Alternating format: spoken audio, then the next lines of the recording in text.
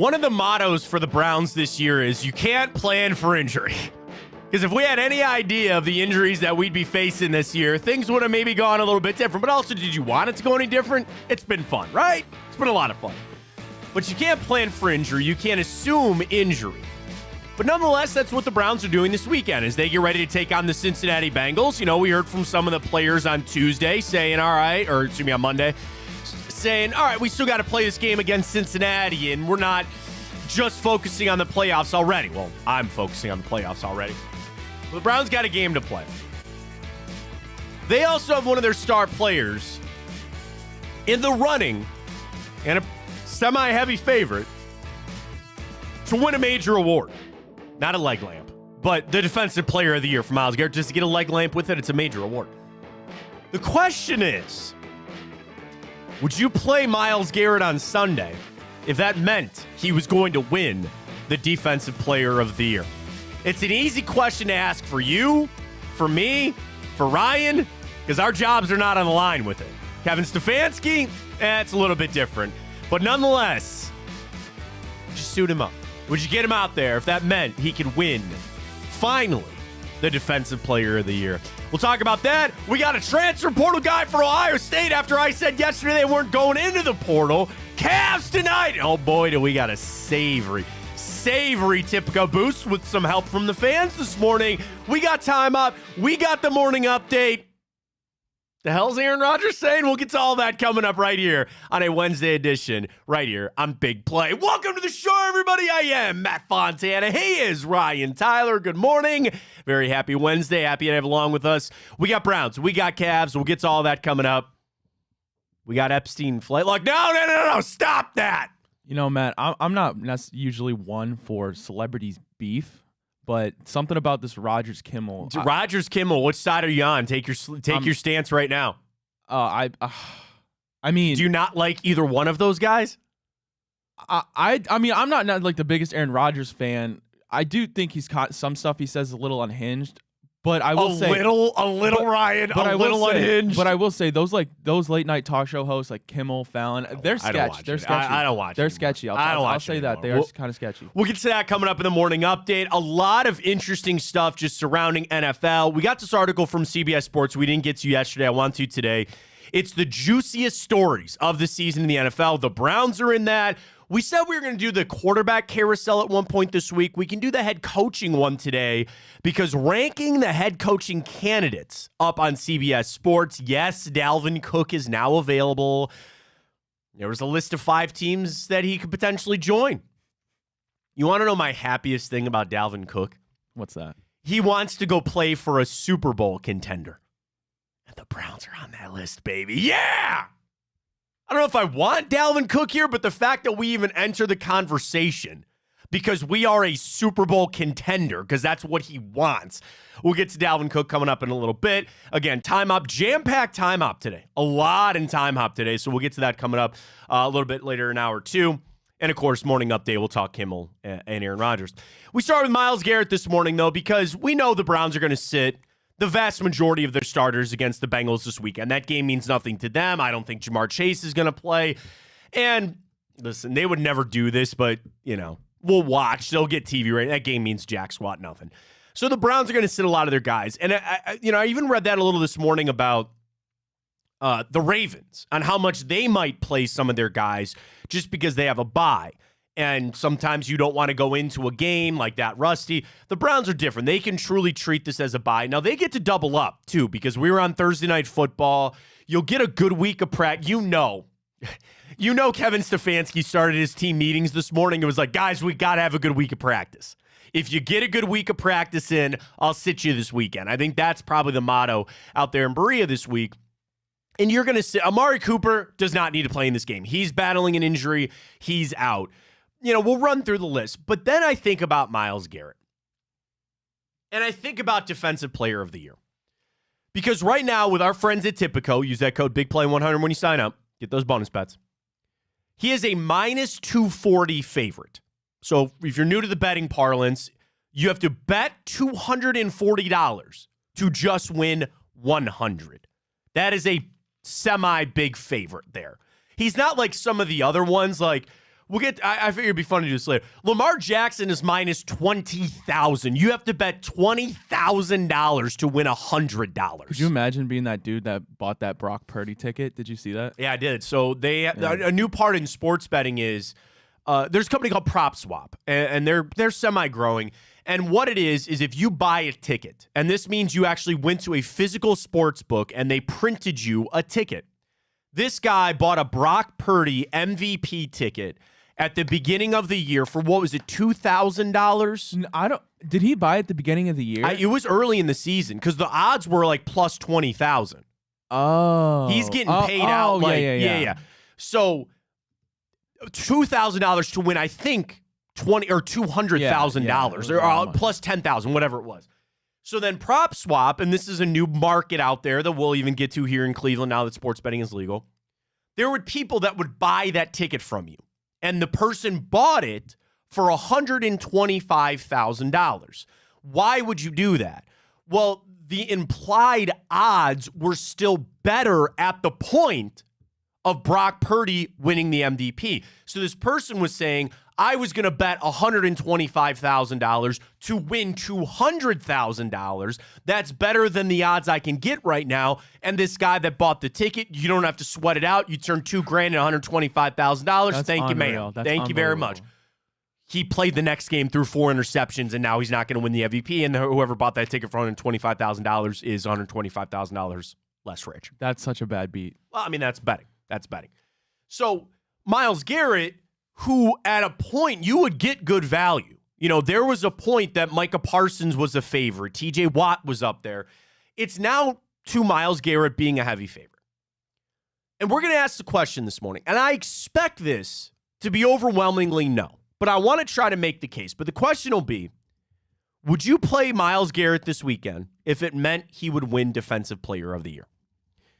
You could scream to me that he's going to win it anyway, okay?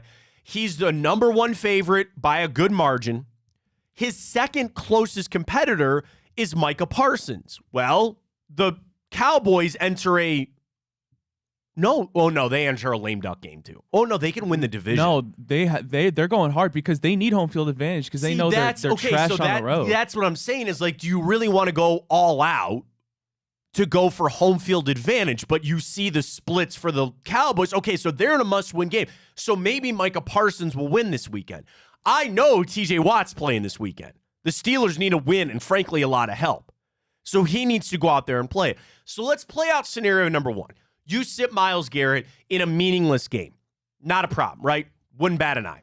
Micah Parsons goes out, gets a sack, strip sack. TJ Watt gets a pick 6 interception. Those odds are going to change. Enough to overtake Myles? I don't know. Because the thing about Myles' DPOY candidacy, it's not so much the sacks. It's the impact. It's the holding calls. It's the pass rush win rate. It's all kind of these advanced analytics. I think he might still get it, but I don't know.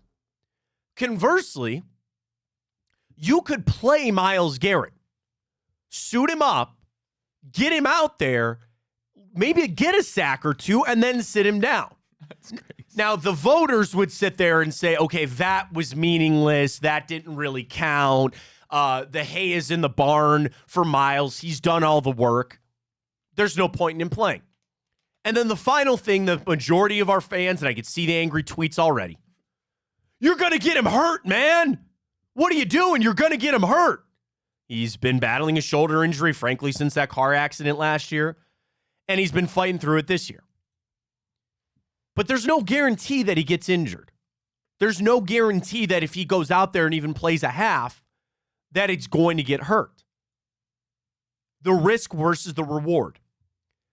And then there's, does it really matter? In the grand scheme of things, does it really matter for Myles Garrett to go win Defensive Player of the Year? We are all Browns fans. We are all Myles Garrett fans.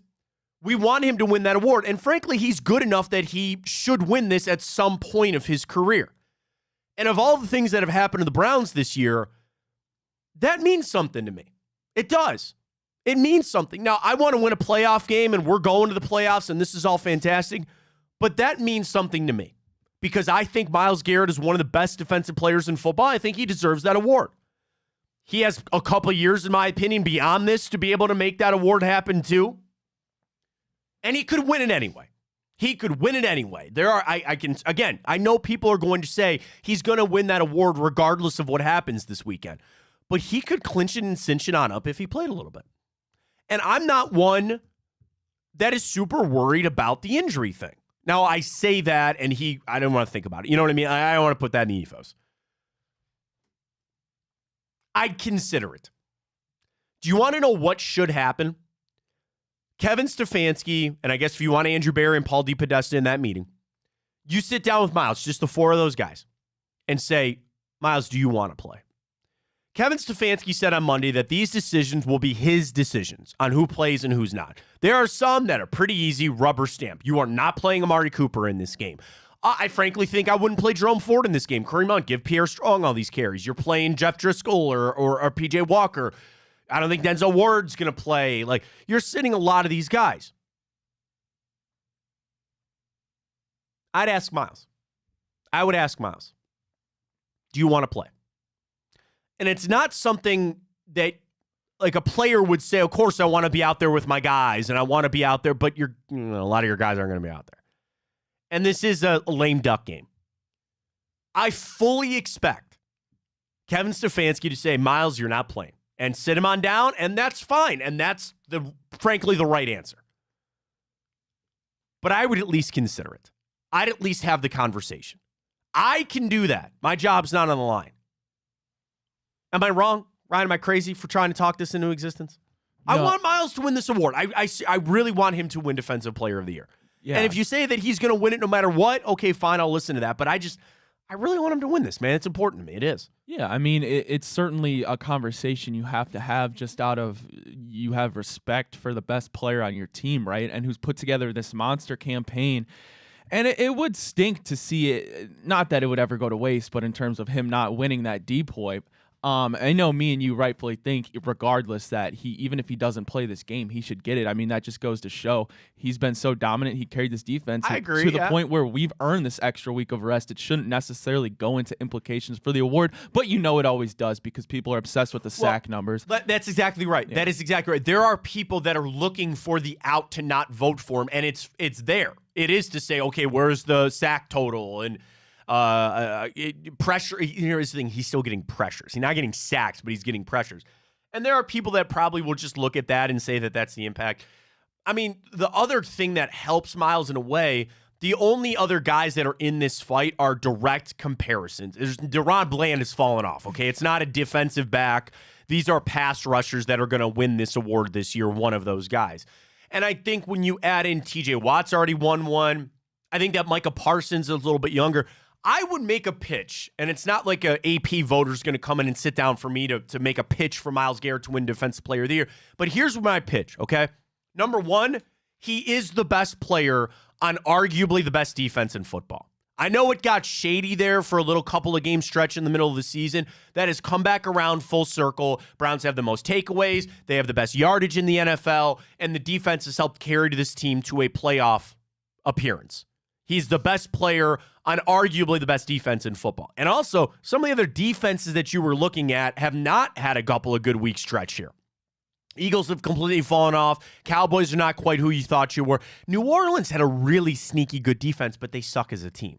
So that kind of nixes that out a little bit. So he's the best player on the best defensive team. That is number one. Number two, I would also make the pitch of body of work. This guy has been a dominant player, frankly, since he stepped on the field back in 2017. There's something to be said about a career achievement. This is a type of award that is a career achievement. He deserves to win one of these. And it'll be an injustice if he goes his whole career without getting one. Because he's that good. He is that good. That's my pitch. He's on the best defense in the NFL. He's the best player in the because Defensive Player of the Year is a little like the MVP. It gets individual, right? Who is the best player in football? Who is the best defensive player in football? Now, the same thing with Myles. I could say that individually, he is better than almost any of these other guys. I think it's time to give him the award. But I would be I'd feel better and I would feel more assured if he played. I think that would just lock it. I think that would lock it. The thing is, I think you bring up a great point, man. We shouldn't be penalized because we're playing in a meaningless football game. We shouldn't be penalized because we clinched a spot and clinched where we're at. I just be curious. I expect this to be like 90-10. I expect this to be a 90-10 poll. But I just want to bring the conversation up because I think about it. That's almost exactly what it is. Yeah, that's what I thought. I haven't even looked at it yet. I haven't even voted yet. I'll sway the vote. Here, hang on. Let me go vote. I'll sway the vote here. I mean, I get it. I understand that the smart money move is to sit him out, and that's what the Browns are going to do. And if it avoids completely any injury possibility to get that shoulder a little more healthy, sure, I get it. And that's the decision that I think the Browns are going to make. And we'll see kind of more as we go on this later today when Kevin Stefanski talks. The Browns are not going to announce anything. You know, they're going to keep it close to the vest. It really doesn't matter because, like, who are the Bengals going to really prepare for and all that kind of crap. Eventually, they might announce the starter, and I would imagine it'd be Jeff Driscoll. Give him a look. I don't know if he can grasp the offense. We'll see. We saw P.J. Walker. It's just something for Andrew Berry to play with. That's more tape for Andrew Berry to play with a little bit as they make decisions on the way out. The other decision Andrew Berry's got, Dalvin Cook. So yesterday, he's released from the Jets after a mutual parting. He finishes this year with just 214 yards, did not score a touchdown. I saw the tweet, it was funny in a way that, he only needed 1,100 yards this weekend to hit a bonus. He had a $400,000 bonus for this. He ain't hitting it. And they mutually part ways. We've seen this a couple of times over the last couple of weeks, just guys that are on a lame duck team, you don't have any money, you let them go.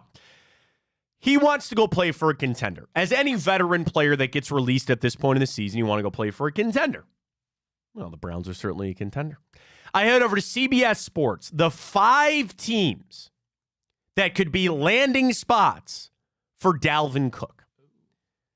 On this list, the Cleveland Browns. I'll run through the other 4, but let's talk about the Browns for a second. This comes from Tyler Sullivan and CBS Sports. The Browns would be a familiar situation for Dalvin Cook as he would reunite with his former offensive coordinator, Kevin Stefanski. People love that. They love connecting the dots.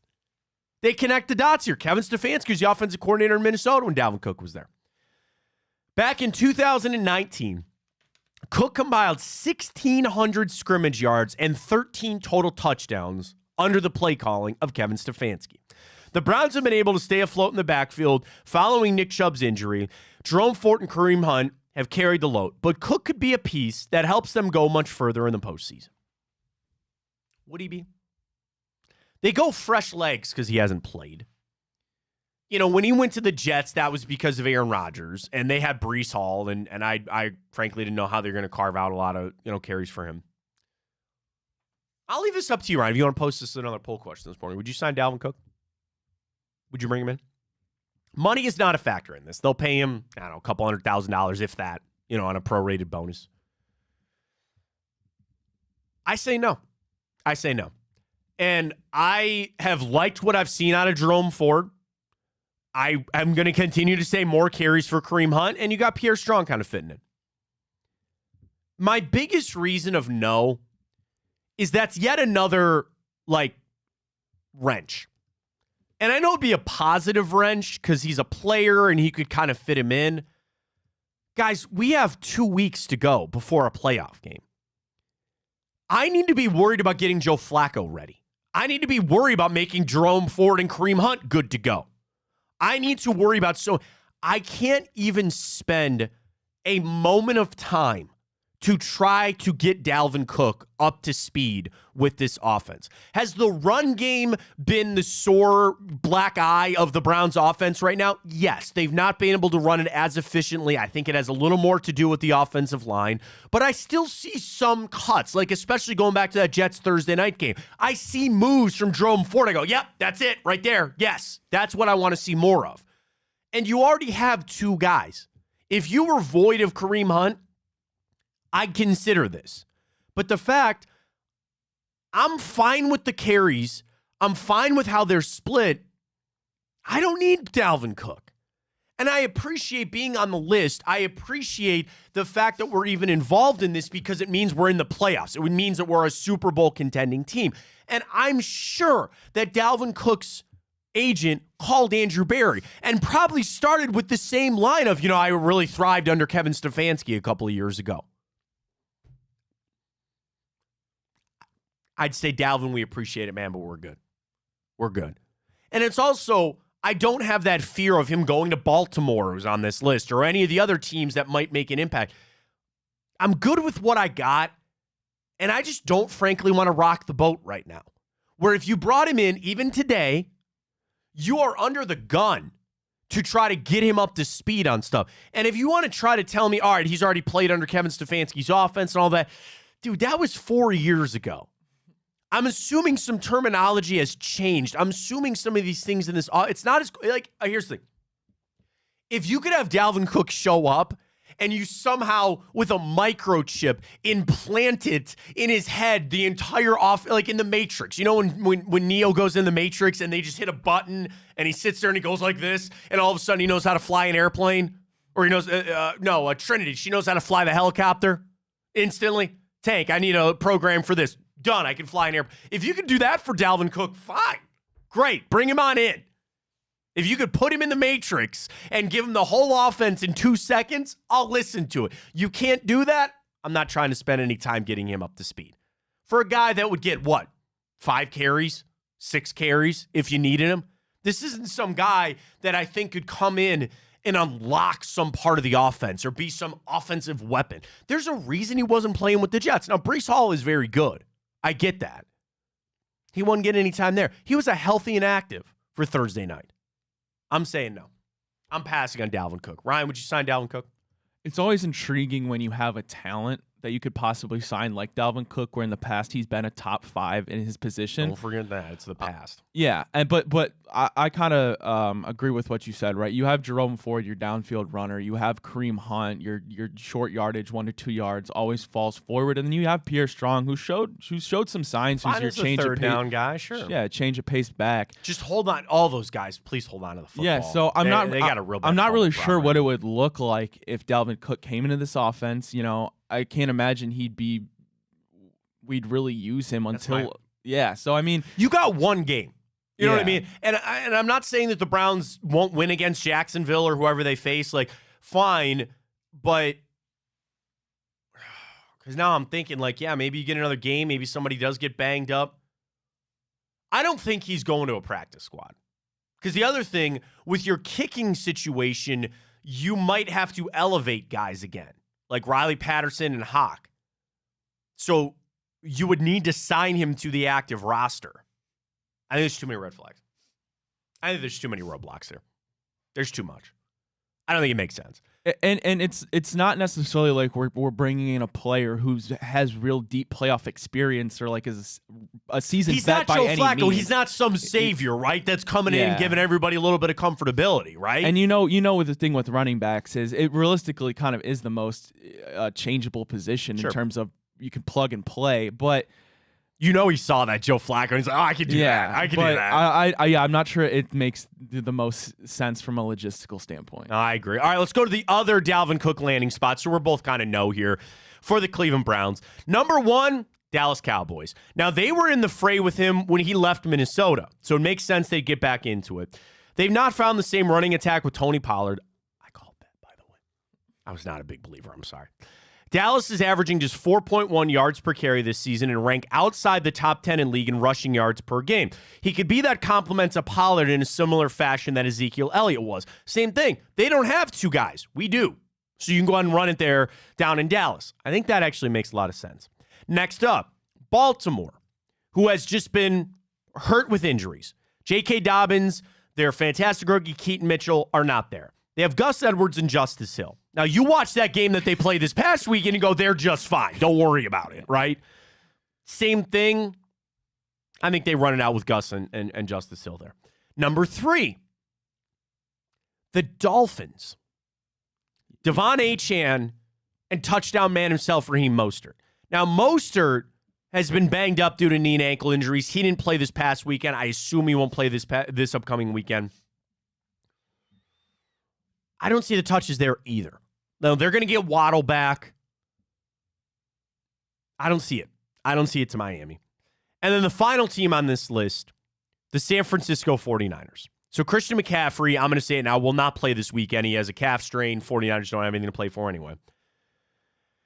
And Tyler writes, Christian McCaffrey is going to be the top dog in this backfield, and everyone else is playing second fiddle. So if Cook wants more carries, he'll have to look elsewhere. That said, if the motivation for Cook to land with the 49ers is inserting himself in a running back-friendly offense under Kyle Shanahan and arguably giving himself the best chance to win a Super Bowl, the 49ers are the pick. Again, mild calf strain for McCaffrey, he might sit out. Is it crazy for me that I've got a bunch of no's on this list? Somebody will sign Dalvin Cook. And it's not going to be some rebuilding team. It will be a team that's playing in a couple of weeks. I don't know if I see a path for him. And it's kind of, yes, he's not the same Dalvin Cook. There was a world that Dalvin Cook was a top three back in the NFL. He was that a couple of years ago. It's not the same anymore. Dallas makes the most sense to me. I don't see Miami. I don't really see Baltimore. I don't see the 49ers. And I certainly don't see the Cleveland Browns. So if he's talking about contending teams, they got a boatload of running backs in Philadelphia. Ooh. You know who I just thought of? Guess what team I just thought of that would make a little sense there for Dalvin Cook? Well, I just initially at first thought of going to Buffalo and playing with his brother. His brother's there. And they have turned themselves into nothing but a running team now. A lot of that is Josh Allen running the football. They could use another backup there in Buffalo. That's cool. Exactly who I thought of. Buffalo. Yep. I initially I'd call my shot. I think he's going to go to Buffalo. When you brought up what we were going to talk about, I would have bet that the Bills were on that list. I was kind of surprised. They were not. Yeah, they were not. And I mean, they're contenders certainly. I know you were upset. We'll get to the power rankings a little bit later about Buffalo. They are the cats for a run. I have a gripe. I'm sure you do. I don't blame you. I would tell you don't get all wrapped up in the power rankings. But yeah, Buffalo makes a little sense there. I like Buffalo. I would say Dallas or Buffalo. Those would be the two places I could see Dalvin Cook landing. I'm not trying to crap on Dalvin Cook. We're good. I think we're good with the Cleveland Browns. All right, let's do this. Speaking of good, folks, our boost with Tipico. We got to shout out our guy, Kenny. Yes, we do. So we're going to do this, folks. We do a lot of boosts with Tipico. Can I let everybody behind the curtain there for a second, everybody watching? We're going to do a lot more boosts here with our friends at Tipico. We love Tipico. Use that code BIGPLAY100 when you sign up. Here's what you do. You deposit and bet $25. You can bet it on whatever you want. You'll get your winnings if you win, but you'll get $100 in bonus bets to use on whatever you want. And then you can enter the fray on our boosts. So we will do show boosts, and I'll tell you this, we're going to start ramping these up a lot more. There might be one almost every day for us here on Tipico. So what we'll do is we already submitted our boost to Tipico. They will put it up on the website. We usually do 3-leg parlays. And they will take what the odds were, which I will give everybody a little hint. It was 900 before they boosted it. They will post that up on Tipico. You can bet $2 on it if you want. Or if you're feeling really good, put a wager on it, and we'll get our boost. So here's what we're going to do. We'll catch a break. We'll come back. We will reveal our Cavaliers boost. Oh, it's already up. Is it already up? Let's go. Up. Give me the plus 1,000. Yes! Plus 1,000 on a 3-leg. Dude, this isn't a 6-leg parlay. It's a 3-leg parlay. And we have been money. Yeah, we've been really good on our Cavs boost. Yeah. Really good. We'll reveal it. We'll talk a little about the wine and gold tonight. They got the lowly Wizards in town tonight. So we'll talk about a little Cavs coming up. We'll get to Ohio State. Will Howard. I don't know why I just think of the Howard. I thought of Howard the Duck. I thought of the Three Stooges, to be honest with you. But it is what it is. Will Howard, former Kansas State quarterback, is visiting Ohio State. It's not so much about him, because if you're looking to me to break down Will Howard, you're in the wrong spot. But I got to talk about the twist of the knife that is the transfer portal. And I don't like it. And really, this is a prime example of why the transfer portal is a perpetual hurt. Good band name. Perpetual hurt. Where over and over and over again, I think the transfer portal could actually hurt teams. I'll explain all of that. We'll talk about Ohio State's predicament, and we'll get to our Tipico boost, which is up already on the site. Check it out. Tipico Big Play 100. Let's catch a break. Wine and Gold, Ohio State next. Fontana Show right here on Big Play.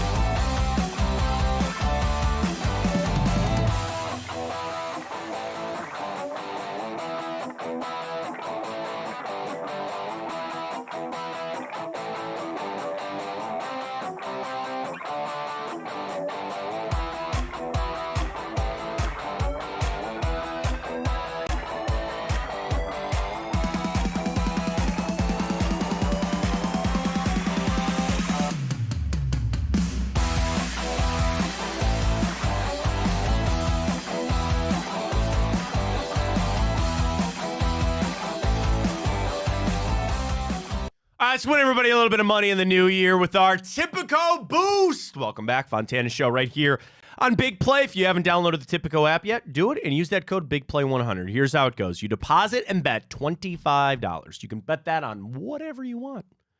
Good bet last night on the Boston Bruins. My Jackets are down bad, man. Down bad. But nonetheless, place it on whatever you want. You get your winnings if you win that, and then also you get $100 in bonus bets to use on anything that you want. Download the Tipico app. If you have a gambling problem, call 1-800-GAMBLER. Terms and conditions apply. Check that out on the website. But here we go with our Cavs boost for this evening. So now, number one, Ryan and I want you to participate. We want you to help because usually we do 3 legs. Ryan will do a leg, I will do a leg, and we'll ask the great fans out there to give us one, including this morning from our guy, Kenny Galvin. Kenny on Twitter, Big Ken. He says over Jared Allen, 12.5 rebounds. Now, Jared Allen on this show with our parlays and our boosts, we need him to show up, okay? We need him to show up. Ryan, in our preparation for this boost, because we just didn't throw this together, we have some statistics to back it up. Are you ready for your statistic on Jared Allen? Yes, please. Do you know who the worst rebounding team in the NBA is? Is it the Wizards? The Washington Wizards. They only average 39.2 rebounds per game. So we're feeling good on Jared Allen, 13 boards or more. That is Kenny's introduction to this. My leg of the parlay is under 239.5. That is a high number, by the way. The reason I like it, Cavs Wizards. The under has hit 4 out of the last 5 games between the Cavs and the Wizards, and it has hit 4 out of the last 5 games at Rocket Mortgage Fieldhouse between the Cavs and the Wizards. You flip it over for the Wizards, the under has hit 4 out of their last 6 games in general. They're also not a great team on the road. Washington's just 1-5 straight up in their last 6 games against the Cavs, 1-7 straight up in their last 7 games on the road. So I like the under. We kind of stayed away from the spread. It's 9.5. That's kind of big. And Washington's actually 6-3 against the spread their last 9. So we stayed away from that. And then our final one, a little bit of ice on this one. Isaac Okoro. Folks, he just needs to hit 2 threes. That's it. Over 1.5 threes. Now, he went off 4 out of 7 against the Mavericks 2 games ago. He has not hit a 3 in his past 2 games. Now, here's the reason why I like this leg of the parlay. He is still shooting 3s. He is still putting up an average of 3 shot attempts behind the arc per game. I'm asking him to hit 2 tonight. And I think it's a little bit of the reverse Maloik. He hasn't hit them. He's bound to hit them. And we'll go it out. I got the ticket posted next to your head, and that plus 1,000 just looks so It doesn't look good. So there it is, folks. Plus 1,000 boosted. Before we go another step in this show, young Ryan. Here up, dude. I love the face recognition on Tipico. I'm in. Home. Wizards Cavs. Fontana boost plus 1,000. Boom. Done. Wagered. $5. $5. Threw that down on that. 55 would be our, it's going to be 50. You might as well just put that money in my account right now. There it is. $5 on the Big Play Fontana boost. Jared Allen, 13 rebounds. Isaac Okoro, 2 threes. And under 239.5. Play it on out there. For the Cavs tonight, they got a back-to-back. They got this, they play these baseball series against these teams.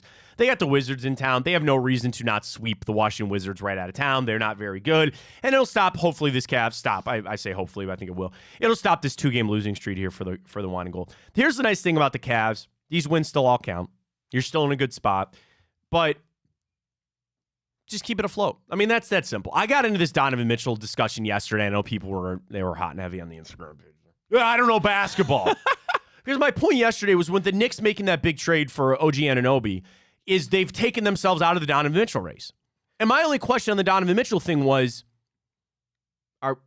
borderline, are we overvalued? I don't know. The Knicks just said we're good on Donovan Mitchell. Now, the nice thing is that you've turned all your attention towards he will now re-sign with the Cavaliers. And that's great. And you got to show him something. You got to play this out. And these are pivotal times for the Cavs. But it's nice because, let me ask you this, Ryan. Take the spread out of it because 9.5 is a big number there. Do you know the Cavs are going to win tonight? can't say that, right? It's so hard. I thought they were going to beat the who was it? The Trailblazers that one game. Yeah, and they choked that away. So I don't know. I think they've learned though. I think they're getting better, and also they're having to find their way in this version of the team. I don't like this version of the team because I want Darius Garland and Evan Mobley out there. But every game, they're getting a little bit better. Every game, they're finding a little more on how they have to play this way. Big factor for me, they're at home. And I think that'll help tonight. They should beat the Wizards. There shouldn't really be an issue with this game tonight. They should be able to take care of it on out. So again, get to Tipico. Use that code BIGPLAY100. You could use a bonus bet on that, folks. Plus 1,000. Just, dude, 3 things. Jared Allen, 13 rebounds. Isaac Okoro, 2 threes. That's it. And under 239.5. I love it. Get with our friends at Tipico, Big Play 100. So we talked yesterday about Ohio State, and I made the proclamation that they're not going to fire Ryan Day this offseason. And at this point, I don't think they will. Now, next season, you want to figure it out from there, whatever. But also, I mentioned something that they said on the broadcast that nobody watched on Friday, that Ohio State might not go into the transfer portal. They might ride this out with Lincoln Kleinholz, Aaron Nolan, and Devin Brown. Well, that changed this morning. Pete Thamel, sources, Kansas State transfer quarterback Will Howard will take an official visit to Ohio State in the coming days, a sign of mutual interest between the parties. He's also visited Miami and USC, but he's also considering going to the NFL. Here's a little bit on Howard. Led Kansas State to the Big 12 title game last year. He is 12-5 in his career as a starter.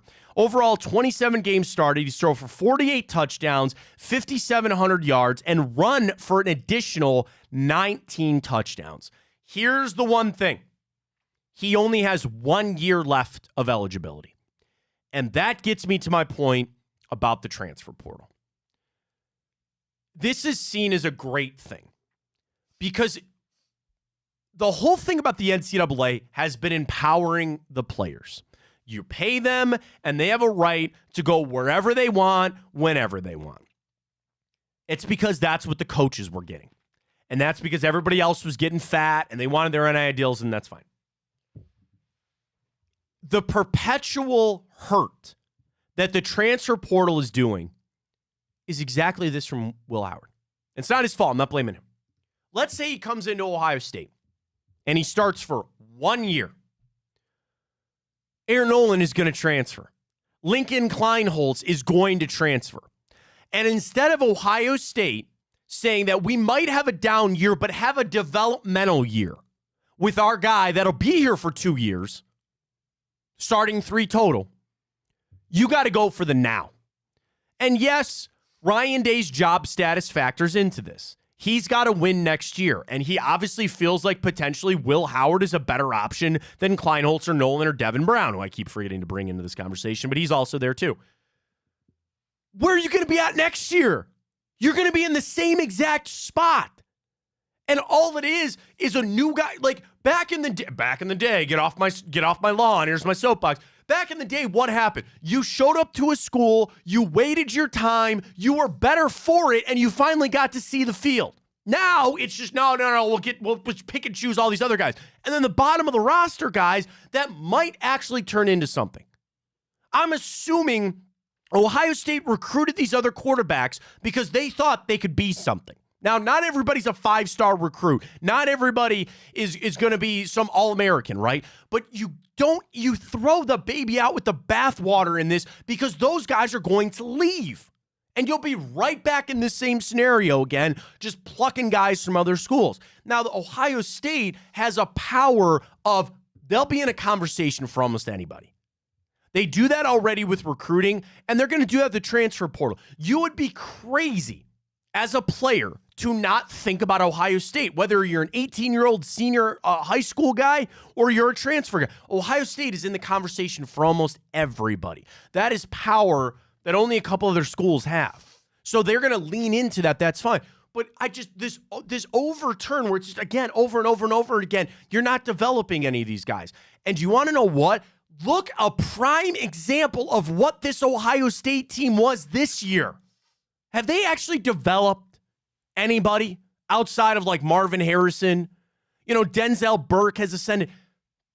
they've just been, you know what I mean? Like, it's just not, you're not developing your guys. You're not building from the bottom up. And maybe that's the shift in college football. Maybe it's because you're a power. You can just go out and always get the best guys. I don't know. You know, if they want to go get Will Howard because he's the best guy for this season, sure. But you're just going to have to do all this over again. Over again. And I'm not saying Penn State, because you want to know the other comparison. Penn State, right? What did they do? They're doing it the old school traditional way. We recruited Drew Aller. He's here. He's going to start, and he's going to get better. Well, there's a chance that he doesn't get better, and there's a chance that he's not the guy that we thought we were, or he was. And you got to take that. You got to roll that dice. And maybe Ohio State, they're just afraid of rolling the dice here. And that they just want to go with the more known guy. I don't know. It's just, and knowing, too, that the transfer portal is going to change.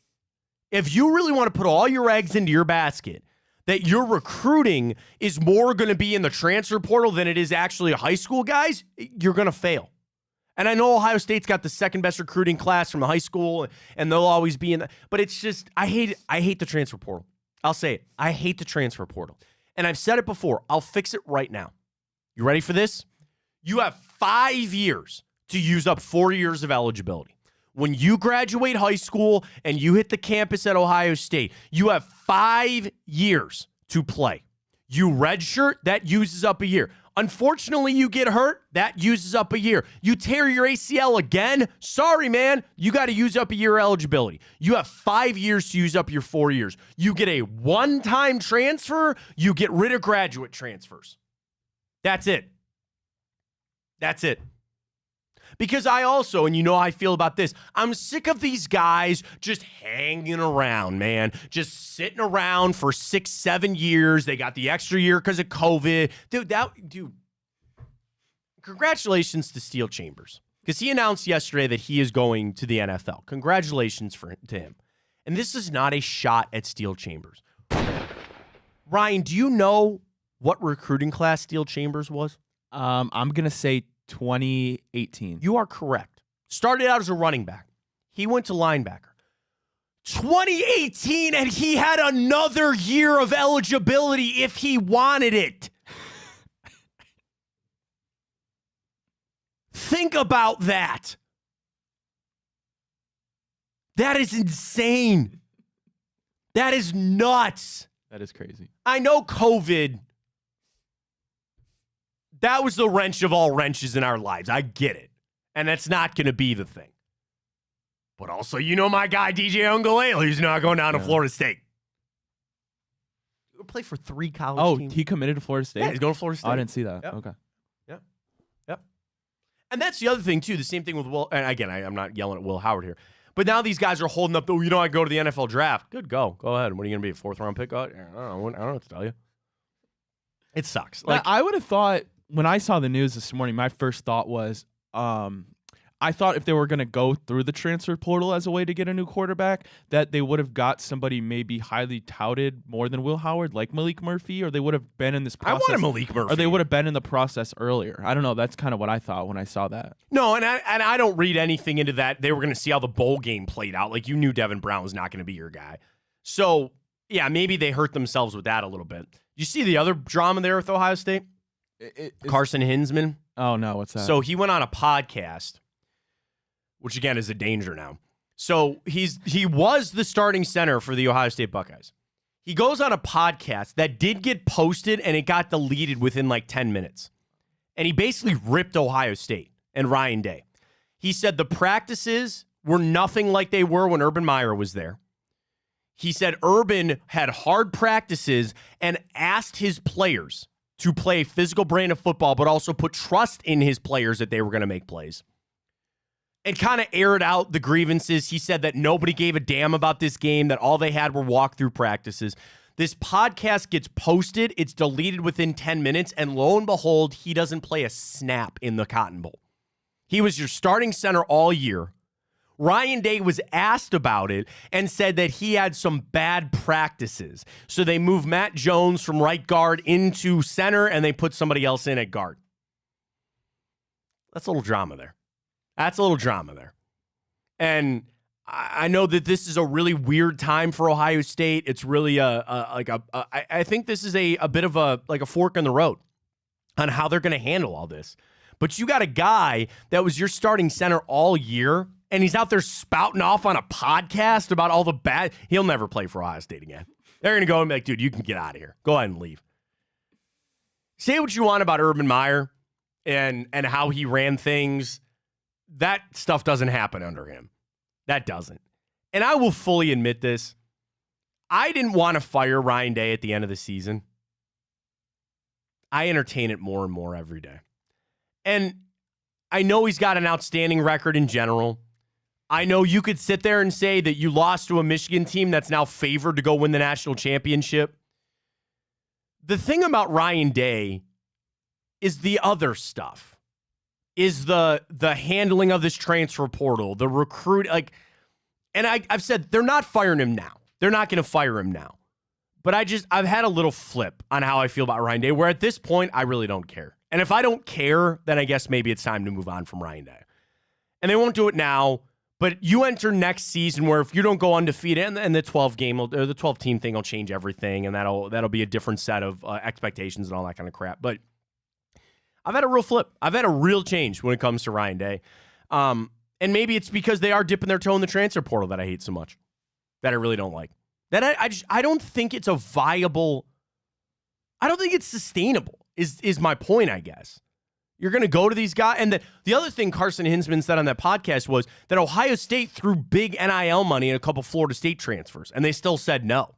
So that was the other thing. Remember when Ohio State started, they were, I don't want to say anti-NIL, but Ryan Day was always like, yeah, they'll deal with it. Or we'll leave that up to this group or the boosters or whatever. They didn't get all in on that. They're not quite to Dabo's level of hating it, but Ryan Day, it just seems like he's making missteps left and right. I don't know. So if Will Howard's your guy for Ohio State, does that really change anything? I don't think so. I mean, what do I know? I say this knowing that it'd probably be a down year. I'd rather see one of these one of these young guys. Play one of the young guys and see what you got. Roll the dice a little bit here. I don't know. If you had to bet, who would you think's going to be their starting quarterback? I would make it Aaron Nolan. I would. Wow. Oh, I would. Okay, wow. I would. If he's truly a 5-star recruit, which he got bumped up to be, and you think he can be something, play him. Play him. I know he's not Trevor Lawrence, and there's a special breed of guys that could come in as a freshman quarterback. I mean, even Arch Manning's not playing. What's up with him, by the way? Quinn Ewers hasn't announced what's yet. Quinn Ewers doing? I'm gonna assume that's coming out shortly now that he's out of the playoff. I would imagine he goes to the NFL. Well, I'd imagine if I'm Steve Sarkisian, I'd be saying, dude, go ahead, go. We're ready to turn this over. Yeah, because realistically, are they even gonna give him his job back? Probably not. I saw that on Twitter yesterday going around if he had just stayed, man. Adam King had this tweet yesterday. I saw this. He's down in Columbus. It's wild. This is his tweet. Think about, do you know Quinn Ewers reclassified to come to Ohio State earlier? And how that actually hurt him or hurt Ohio State. Because if he stayed in the 22 class, he'd have sat 1 year with Stroud and then would have been the starter. He sat a year anyway because he came a year early. But him reclassifying things really threw a wrench into it. Now, don't forget, Ryan Day recruited him. He was one of the big marks that he got, but he left. Damn. He'd have to go. I think Steve Sarkisian's like, dude, we're going to turn this over to Arch. We're ready to go. Ohio State doesn't have that problem because we don't have multiple guys. Back to our Twitter question up at Matt Fontana Show. We're asking everybody, would you play Myles Garrett this weekend if it meant that he would win Defensive Player of the Year? I love this. So first off, this is an 81-19. A little closer than I thought. 81% of people say sit him. Jeff tweets, if you could scheme it up to get a designed sack or two early, then sit him, do it. I like that. What if you could get him out there, get a couple of sacks, and then sit him on down? Is it that easy? I wish it was that easy. Is it that easy? I don't know. Facing Jake Browning, facing an offensive line you've already seen. Maybe that's your option. The other question we had up at Matt Fontana Show, would you want the Browns to go get Dalvin Cook? Would you want the team to go sign Dalvin Cook? I said no This is 50-50, Ryan. 50-50. Kyle tweets. Good. I like this. Like in the Mighty Ducks, when Gordon Bombay brought in Adam Banks, it could mess with locker room chemistry. We've been through a lot together. Don't mess with the camaraderie. I agree with that. Ken tweets, who also brought us our Jared Allen of the parlay. I'm so torn. The name obviously brings a lot of weight with it. Everybody remembers what he did in Minnesota. But what we have with Ford and Hunt right now, I think it's great. It complements Flacco and the receivers. I say no. I talked myself into a no. Both Ken and Kyle are exactly where I'm at right now. I'm with those two guys. I think it messes with too much in the locker room. I don't think that juice is worth the squeeze. For what Dalvin Cook is, for what I think he's got left in the tank, I'm good. And it's not like a disrespectful thing. We appreciate it. I hope he finds a job with somebody, but we're good. And best of luck. We're going to ride it out with Jerome Ford and Kareem Hunt. And I'm fine with that. Like, I feel confident. I think those guys have done more over the last couple of weeks to prove to me that they can handle this and that they can be it. The run game does have to get better, but I don't think the fix is a running back. I think the fix is the offensive line. And they've been trying to get better. It's not like there's any, somebody riding in on a knight in shining armor to fix this. You kind of got what you got, so you're going to have to figure that out. All right, we'll get to the morning update coming up. We'll talk about this Aaron Rodgers thing. Going at Jimmy Kimmel. They're coming back. David Tepper officially fined from the NFL for throwing that drink. Ryan wants that guy to sue. Hell yeah. I wonder. Paid. I wonder if he actually will. So we'll get to the morning update. Also in hour 2, I got a lot to get to on the NFL side of things. Head coaching candidates. We'll do that carousel a little bit. I've mentioned this a few times. The 5 juiciest NFL stories from 2024. The Browns are one of them. So we'll get to that coming up. And I also have NBA MVP rankings. I clicked on because I wanted to see if Donovan Mitchell would be a part of it. And they do an honorable mention group. Is he a part of that, though? I don't know. I'll tell you about it coming up. Got a lot to get to coming up in hour 2. Folks, we got everything for you here on Big Play. Is Drennan back tonight? Yes, he is. All right, Drennan from an undisclosed location. Yeah, he's somewhere in the woods. He's somewhere, I was just saying the world. But yeah, he's in the woods. Yeah, sure, yeah. So Drennan's tonight with bonus time at Josh and Maria Cribs last night. I saw that clip from Josh. He wouldn't spill the beans on the worst quarterback he ever played. Ryan apparently knows. I do know. Maybe my lips Does it rhyme with Shawnee Shanzel? No, it doesn't. He didn't play with Johnny, I don't think. I think he left right before Johnny. Oh, right before Johnny. It wasn't it was before Kevin. Now I'm going to sit here and prod. Now I'm going to guess. Maybe off camera you'll know. All right. So the return with Josh Maria Cribs on Tuesday. You got bonus time with Drennan tonight. Don't forget about Chico 12-2. I watched a little bit of the bowl ball breakdown yesterday with Nick Shook. We got it all for you in Big Play, folks. Big Play, Big Bets is on Friday with Nick and Dave. All the bets you need to know with Tipico, Ted Ginn Jr.'s show. Then, of course, Monday's the big day. Dude, can you imagine next Monday? Everybody's going to be back, and it is a playoff week. Blake and Greg Williams, come get some. Hanford Dixon show, and, of course, the Big Play Cleveland show with Reflog and the crew. It's all on Mondays. Here's what you do. Follow Big Play. Follow us on Twitter at Big Play. We're up on the YouTube page on Big Play. Each of the shows have their own individual accounts on Twitter and YouTube as well. We'll get to Instagram sometime this year as well. So check it out, folks. We're everywhere on Big Play right now. Again, easiest thing to do is go follow at Big Play on Twitter. And you're going to catch all of our content, everything that you need every single day, including tonight with Drennan. All right, let's get to the morning update. Rodgers, Kimmel, all that other stuff. Stay with us. Fontana Show right here on Big Play.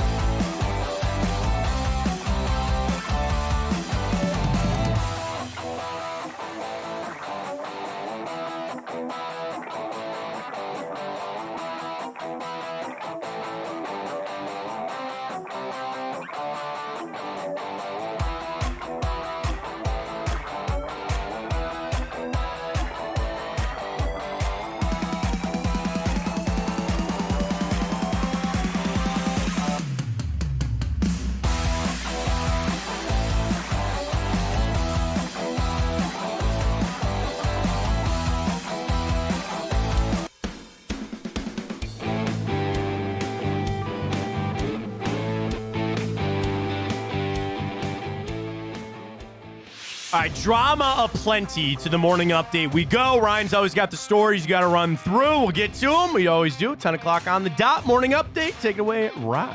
All right, well, the Cavaliers are looking to bounce back against a pretty bad Wizards team, if I don't say so myself. Isaac and Jared. And Matt, we'd be remiss if we didn't remind the great people that watch our show of another lovely bet we have. I'll go ahead and throw it there on the screen. Savory. I mean, Savory, plus 1,000 odds, Matt. Really, we just need Jared Allen, 13 rebounds or more, Isaac Okoro to nail 2 threes, and under 239 and a half. We're positive about it. What's the one leg that you're looking at that you go? The Okoro, I think. Really? Because I'm Jared Allen. Actually, well, you know me. I might should be Jared Allen. Yeah. Wizards are the worst rebounding team in basketball. I think the under is a lock. I think the under is a lock tonight. I don't know why, but I just feel real good about the under. Yeah, man. The Cavs should take care of business tonight, and they're a banged up team, but you're still in that spot that you can't lose the Wizards. Not at home. So you got a couple of games to get fat here. The one thing that I don't know if I should expect it or not, we haven't gotten any updates on Garland or Mobley, And I know this is a week thing, like they weren't coming back in a couple of days, but just to be like, yeah, it's healing well. Maybe I've missed it. Maybe they've asked JB. Maybe there are no updates. I don't know. But I'd feel a little bit better, as if things are progressing. I'm sure they are. When do you think they'll be back? Because we're into January now, which is crazy. So, 2024, by the way. Have you missed the date? Like, have you written 23? Oh, I did. When I was putting our show on iHeart, yeah. I did 2023. Yeah, there you go. So we're into 2024. I do expect these guys back by the end of the month. Right? Is that too much to ask for? I don't know. So I'm just wondering if we're any updates to go. Cavs should be able to get it done tonight. And the nice thing is we've talked about this little stretch. They have been able to find some other guys to step up. Those guys aren't going to go away. What you've been able to do with Craig Porter, what you've been able to do with Sam Merrill, but even guys like Isaac Okoro, right? Starting to find it a little bit more. Those guys will still be here when Mobley and Garland get back. Well, Matt, the Browns are on the verge of history, and Kevin Stefanski's making a case to put his name up there for some of the best coaches the Browns have ever had. They're 1 win away for their first 12-win season since Marty Schottenheimer's 1986 squad. Yeah, and I mean, it's impressive to see. This weekend really kind of won't matter from that standpoint, but Stefanski is a giant, huge favorite to win Coach of the Year now. Dan Campbell's buffoonery is probably going to hand that over to him. And just to say that you have a guy that's going to win Coach of the Year twice in his first 4 seasons, that says something, man. That says something a lot.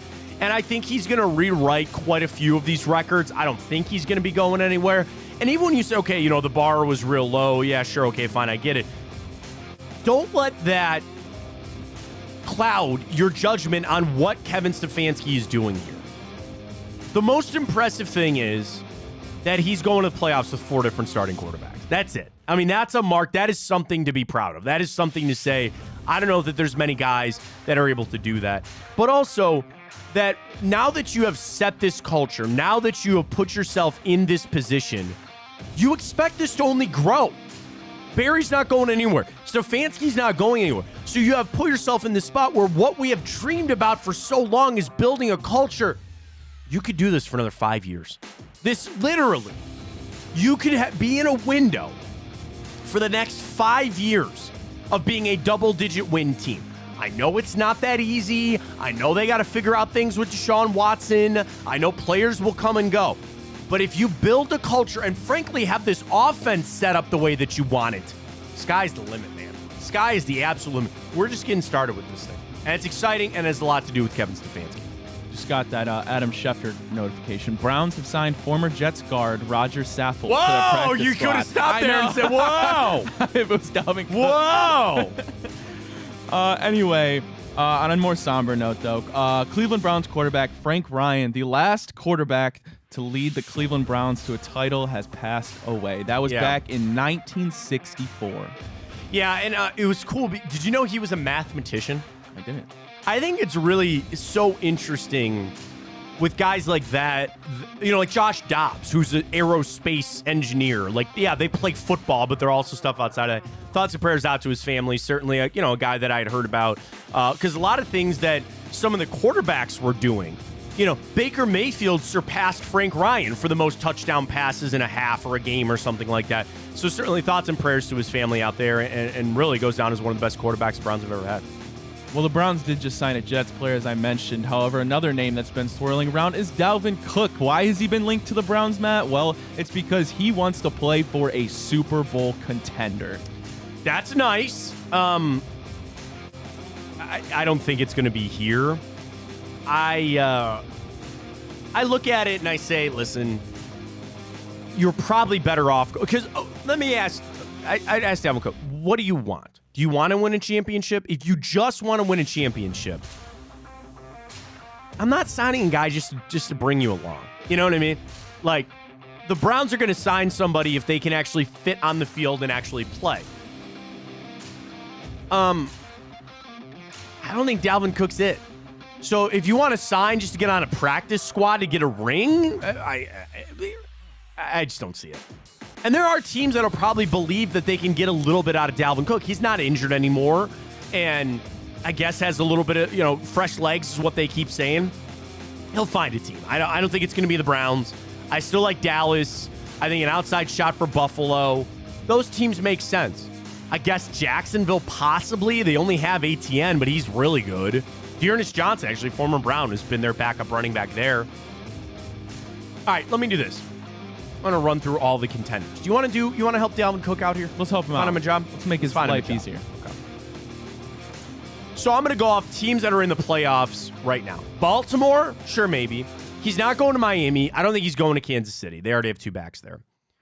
Maybe Jacksonville. Browns, no. Bills, yes, possibly. I don't think he's going to the Colts. What about the Houston Texans? They found a little bit there with Devin Singletary.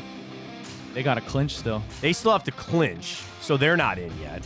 Okay, so that's Houston. That's the AFC. Go to the NFC. I don't think he's going to the 49ers. I could see Dallas. Detroit's already got two backs. I don't think he's going to Tampa Bay. They're not in already. Philly doesn't need him. The Rams? Wouldn't he just seem to fit the Rams for some reason? Now, Kyren Williams is very good. Yeah. And they don't need another backup there. I guess, well, here's my point. They do need a backup because all they have is Kyren Williams. Maybe the Rams. Seattle doesn't need him. New Orleans doesn't need him. The Vikings aren't going to make it. I think he's down to about 3 spots. I think he's down to Dallas, Buffalo, and I'll give you an outside chance for the LA Rams. Packers don't need him. They already got two backs. Two pretty good backs, in my opinion. I like A.J. Dillon. I think he's got 3 spots. To get what he wants, playoff contender. And again, does he just want to win a ring or does he want to play? Those would be my 3 calls if I was Dalvin Cook. So we'll see what happens. Well, Matt, we haven't talked about the Guardians in a little while, but Shane Bieber, that obviously still remains a mystery whether he's going to remain on the Guardians, but he's now been linked to the Yankees. Another team potentially looks for a starting pitcher. I mean, the fact that they haven't made any moves yet probably tells you they're not getting the deals that they're asking for, which is not good either. I've said it. I think there's a world that they sign Shane Bieber to an extension. To go to him and say, your value's not what you thought it was going to be when you started. We'll sign into a 5-year, modest $75, $80 million deal. That's probably more than you would make, diving into free agency and signing 1-year deals left and right. You can stay where you're comfortable. You can stay with Carl Willis, and you could be our future number 2 forever. That's fine. Maybe potential number 1. The Guardians, the scary thing is that starting pitch. I mean, again, you need a corner outfielder. You've got some pieces. Do you have any faith in the pitching staff, the bullpen, and the starters? I don't. Tristan McKenzie. No, bullpen, certainly not. Oh, the bullpen. Yeah, that's... Oh, God. Yeah. Don't even get me started. But the thing is, Tristan McKenzie, his knock in the minor leagues was that he got hurt. You were shocked when he got through his season 2 years ago, battled injury this past year. I feel good about Tanner Bybee. I like Gavin Williams. Who else? Outside of McKenzie. Savali, gone. Who am I missing? Cal Quantrill, gone. There's another starter I'm missing. Who the hell am I missing? All right, Bieber, McKenzie, Bybee, Gavin Williams. Those are probably your 4.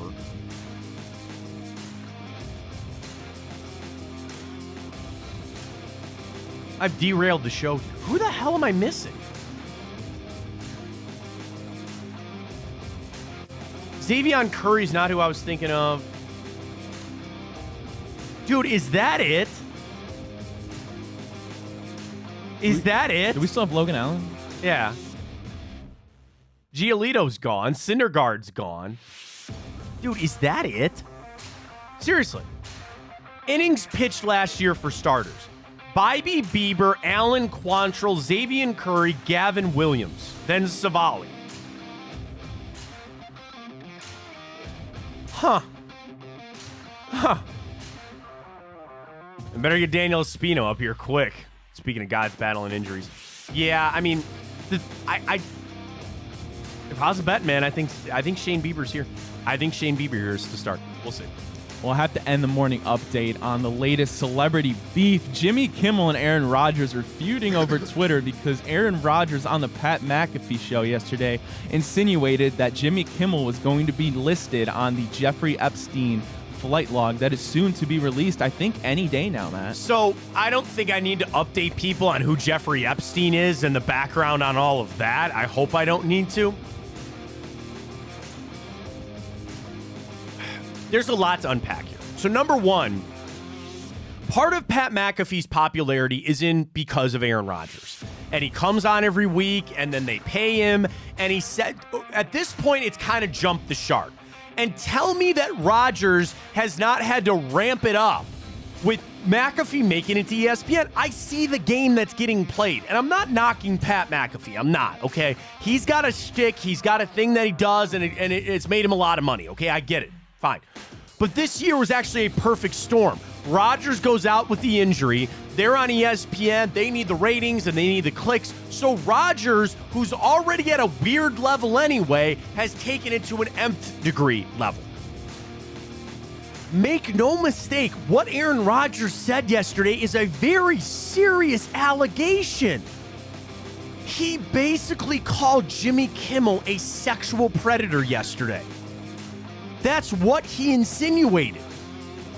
And then for Kimmel to tweet back, which I don't know if that was a good idea or not, but calling him an a-hole and then saying he threatened his family and now legal action, he's going to get sued. And then McAfee's going to get tied up in this. I've said this, and I don't want this to come off as bitter because, dude, McAfee is just in such a different universe than us. I guess they started kind of where we're at, and maybe we'll be there one day. I don't know. ESPN's going to regret that Pat McAfee show. They're going to regret that money getting spent because McAfee's best world is what he was in when he was doing it by himself, where he had nobody to answer to, and he could have all the things, dropping the F-bombs and all that other kind of stuff, right? It's not going to work with Disney. It's not going to work with a parent company who owns Mickey Mouse, okay? They're not going to get down with it. And I know there's a lot of money with FanDuel and all that kind of stuff, and I'm sure, but there were reports coming out that of the time slot they were in, that SportsCenter last year was getting better ratings than what Pat McAfee was doing. I just read this as Aaron Rodgers trying to get a little juice going for the McAfee show. And he said some outlandish thing. But that is the game that you play. When you have a guy like Aaron Rodgers on there, it's a little dangerous, don't get me wrong, because he can say any of these things. But I flip to the other side. Does anybody actually sit there and believe what Aaron Rodgers says? Does anybody actually still with a brain sit there and think that what Aaron Rodgers is saying is true? Or that he is just some, tinfoil hat conspiracy theory guy taking his ayahuasca in the offseason? He can do it. I don't care. I don't care that he's on the McAfee show. Because when he said that, do you want to know what me with a brain thought? He's full of crap. That's the first thing that I thought of. Now, there are people out there, and that's a sad state of our society, that anything that gets said and tweeted, there are people that wake up this morning and they're thinking Jimmy Kimmel's a sexual assaulter. That's what they think. But here's the other problem. Is there any validity to what Aaron Rodgers said, or did he make that up or read it from some other kook? Yeah, I wonder if he had sources. That's what I'm saying. That he truly, I don't know. That's the problem. You would think that as crazy as Aaron Rodgers can be, I don't think you can argue that he is an intelligent guy. Well, sure. And so I don't think he'd be stupid I'm enough. not calling him. That's I right. know I'm you're not not. calling I'm him just saying, stupid. yeah, I think he's a kook. I don't think he's stupid. And I will live in a world, Ryan, that yes, maybe he's a little more well-connected than us. I'm assuming that he has more famous people in his phone that he can text and call upon, and they live in a different world. Like, you hear that all the time with the celebrities in this world. They live in a different world. And there's a lot of stuff that goes around, and now there's all this stuff that people put on the internet and all this crazy stuff, sure. And I just think what the other thing that was a little crazy was what? Hang on. Because I think I'm. What network is Jimmy Kimmel on? I don't know. He's on ABC. Does A-Rod have beef with ABC? What show did he say that on yesterday, Ryan? Pat McAfee? What company does Pat McAfee work for? Disney. Who owns ABC? Oh, I didn't know that. Disney.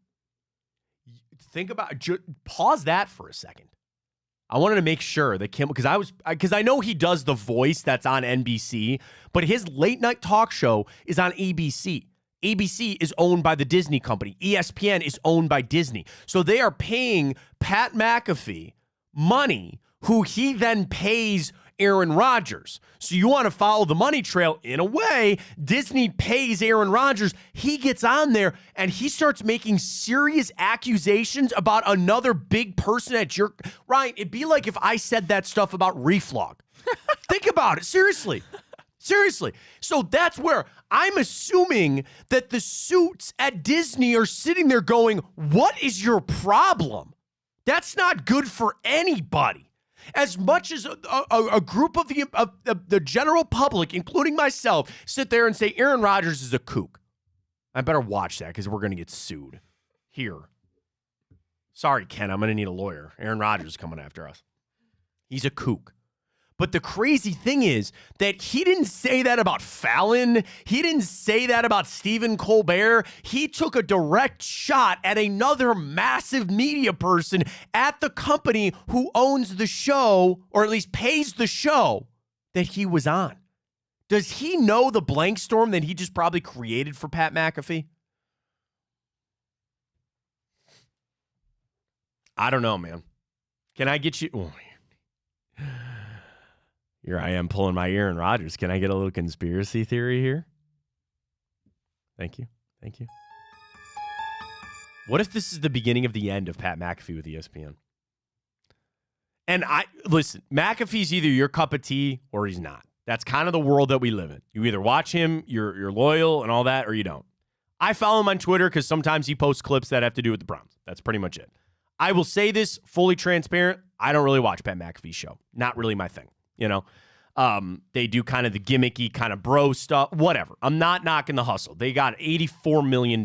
Good for them. I'm all for it. But some of the things we've been reading is that, well, you know, they're not really performing as you expected. It is so rare that deals like of that magnitude ever actually pay out, that they actually ever work out. And I know FanDuel is all signed up on them. We love Tipico here, but FanDuel's all up in that. Maybe they're making their money back. I don't know. But that would be something that the big wigs and the suits at ESPN would come back and go, all right, that's a breach of contract here, and we're going to go ahead and move on from this. I'm not saying tomorrow, but follow the tea leaves, and just remember that I brought that up. I will. On the downfall of what might be the Pat McAfee show. Part of the reason they are where they are is Aaron Rodgers. Usually how that plays out, part of the reason you got there is usually part of the reason you're not there anymore. What's the point, too? Like, I know it's probably one of their bigger segments and people flock to it and they watch what he has to say and he breaks news from time to time and all that kind of stuff. I guess I answered my own question. That is really what it is. But now you're going to start muddying the waters with that kind of stuff? It's not good. It's not good. And I can almost guarantee you that last night or this morning, they woke up with quite a few different meetings to be had. Quite a few different meetings to be had about what happened, what he said. Because the other thing what makes the McAfee show so good is that they were uncensored. And that's not the case anymore. And they had that big debate when they went to ESPN about how many times they want to say the F word and why they're not on ESPN radio and all that kind of stuff. I get it. I understand it. But, okay. I guess that's what you sign up for when you got Aaron Rodgers on the show. All right, let's dive back into the NFL. A couple of things I wanted to get to. I've been teasing this story a little bit because I just thought it was interesting. This is from Cody Benjamin to CBS Sports, came out yesterday. What are the 5 juiciest NFL stories from this season and how they go into the offseason? Number 1, can the top contenders get over the hump? The Bills, the Cowboys, the 49ers, and the Ravens. As we get ready for the playoffs, are these going to be the teams that are actually able to get to the Super Bowl? Another story, what do the Bears do at quarterback? I think that story has pretty much figured itself out. I think they're going to go with Justin Fields. Another top story, what are they going to do with Russell Wilson? And what is his future in the NFL? They went all in for him. He's gotten the Derek Carr treatment, and he's out. Where does he go? We'll see.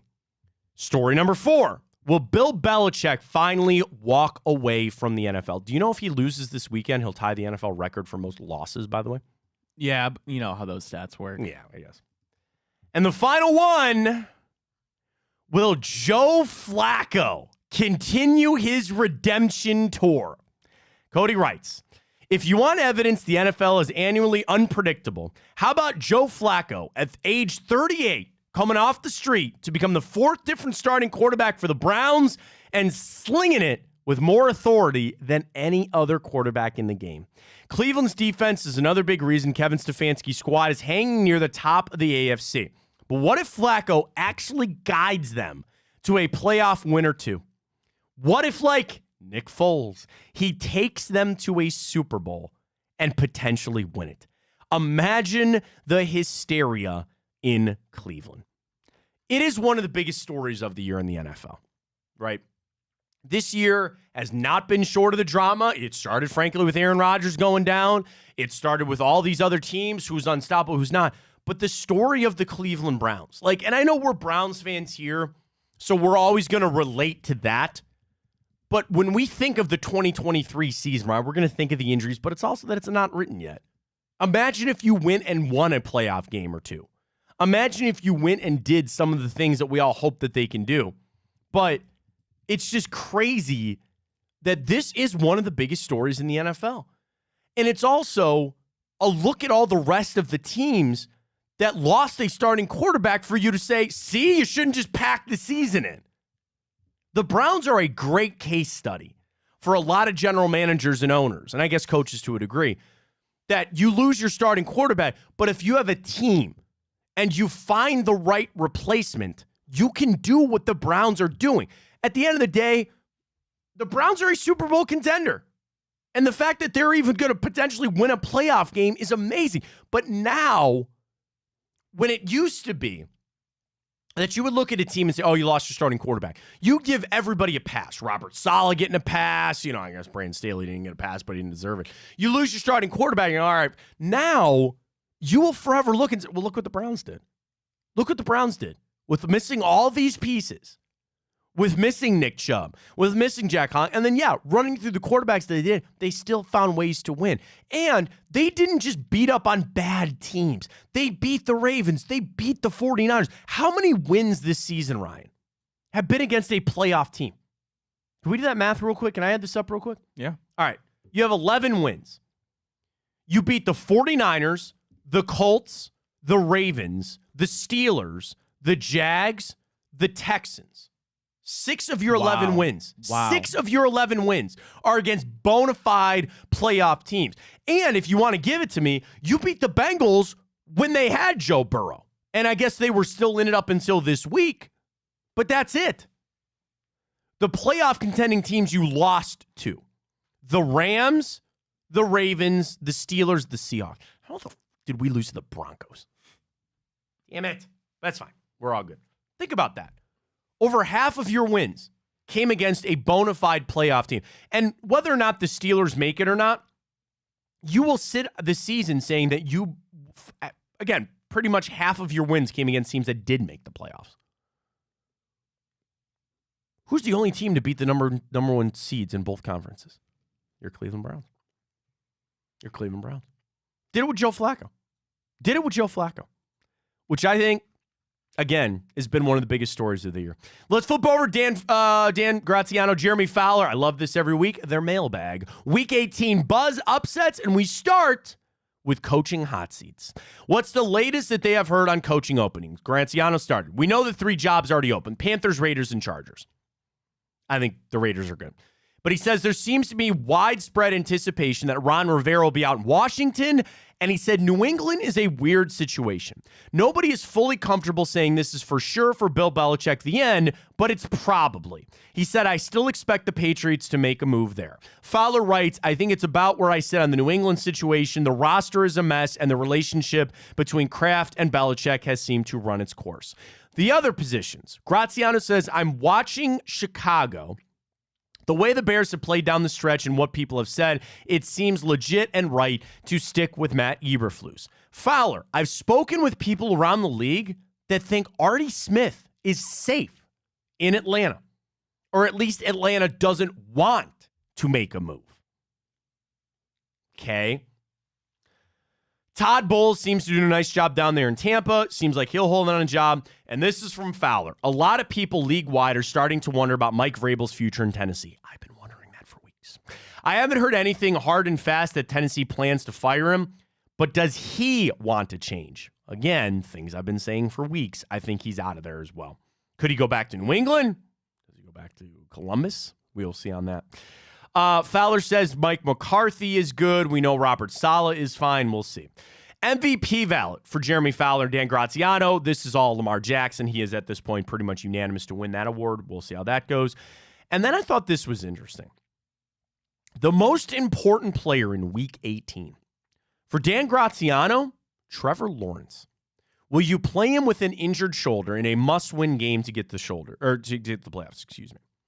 For Jeremy Fowler, Jordan Love, who played amazing in that game against Minnesota, I think is really proven to people in Green Bay he can be a guy. I think he can be a real guy up there. And I like that LaFleur combo with him. You get Christian Watson back off injury. You add a little more piece there. I'm a big Aaron Jones fan. I think they might have something brewing up there in Green Bay. I do. Who would you say? And they bring up like Tyreek Hill for some reason, of what they do playing down the stretch here, all that kind of stuff. Across the league, do you have a player that jumps to mind as the most important weekend for a player in the NFL?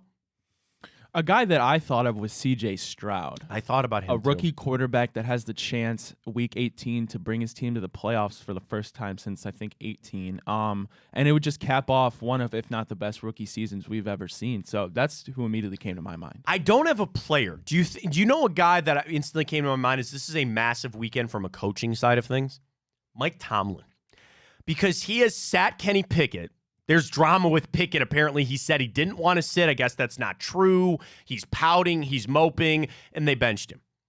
Dude, if they win with Mason Rudolph at quarterback, does that hurt or help Mike? Like, Mike Tomlin is so interesting. He's so polarized. They got a winning season already. But the thing is, if you start Mason Rudolph in these games and he wins, you got to give Mike Tomlin for making the call on that. But you'd also sit there being, well, why are we playing Kenny Pickett as much as we are? I think this is a massive weekend for Mike Tomlin. I think it's a big weekend for Mike Tomlin for them to try to win and make the playoffs. Oh, wait, you got to do it against Baltimore. Here's where I'm also getting a vibe on that game from some things I've heard. They're going to play some of their guys because they're going to go, they don't want it. They're going to have the bye. You don't want to go 2 weeks without playing football. I think they play Lamar for like a quarter. Here's the thing. They're not playing the whole game. So that is why another reason for Mike Tomlin. You can't lose that game. There's no way you can lose that game. You don't get in on a tiebreaker or something fluky like that, fine, but you got to win this game. I think Lamar Jackson can play 2 series in that game. And then that's it. So you have every reason to win that game. I think it's a big weekend from one Mike Tomlin there in Pittsburgh. Big day for us in Time Hop. I'm slammed. Absolutely slammed. Including the first time Kevin Stefanski ever came to Cleveland. Spoiler alert, they didn't hire him. I'll explain all that. We'll dive into Time Hop. I'll tell you what happened this day in history. We'll run through all of it, including a massive day in Ohio State history. We got Time Hop. We got it next. Stay with us. Time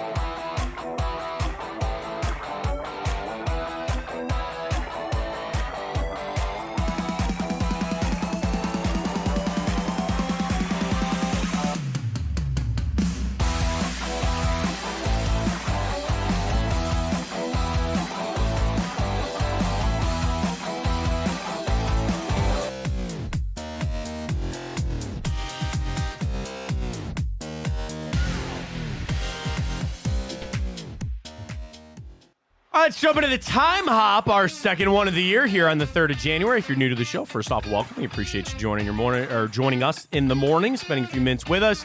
We do it every day. We head back. We tell you what happened this day in history. I do slow on the movies for some reason, but I got a lot of other non-sports stuff that we'll get to coming up a little bit with time out. But it's January 3rd. Let's see what we got, including this day, 2022.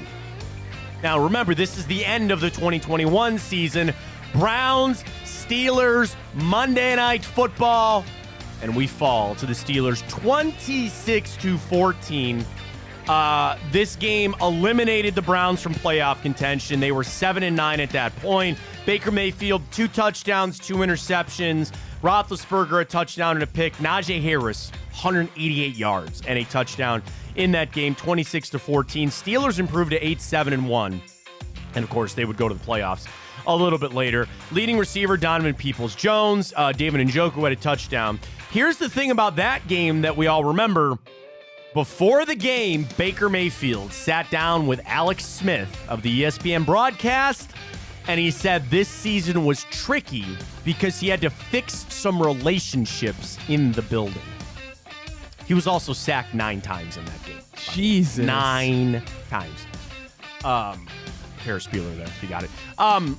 And that, that was guarded, shaded at, Odell leaving and all that. And, of course, we would know that they'd move on from him after that season. I'm not trying to relive that drama. I felt like they were going to keep him. They said that after the season they were going to keep him, and then Deshaun Watson showed up.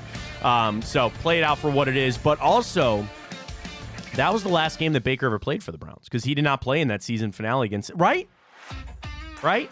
It was Cincinnati. I remember that game because that was a lame duck game, too. Case Keenum, right? I think Case Keenum started that game because also Cincinnati started all their backups because they already clinched. And we won, right?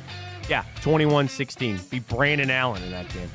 So, that was, 2022. Baker Mayfield played the last game for the Cleveland Browns, and that's something there. This day, 2021, on a more victorious side of things, the Browns season finale, and they beat the Steelers 24-22 to get their playoff spot. Again, it's fluky because I say 2021, even though it was the end of the 2020 season. Clinched our playoff spot in the COVID year. You finished it out. Baker Mayfield, $196 and a touchdown. You beat Mason Rudolph in that game. He had 2 touchdowns, interception. Nick Chubb, 108 yards and a touchdown. Browns would finish 11-5 on the year, getting the win this day, 2021, beating the Steelers.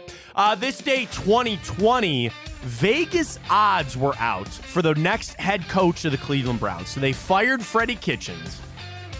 Josh McDaniels, I should have asked you.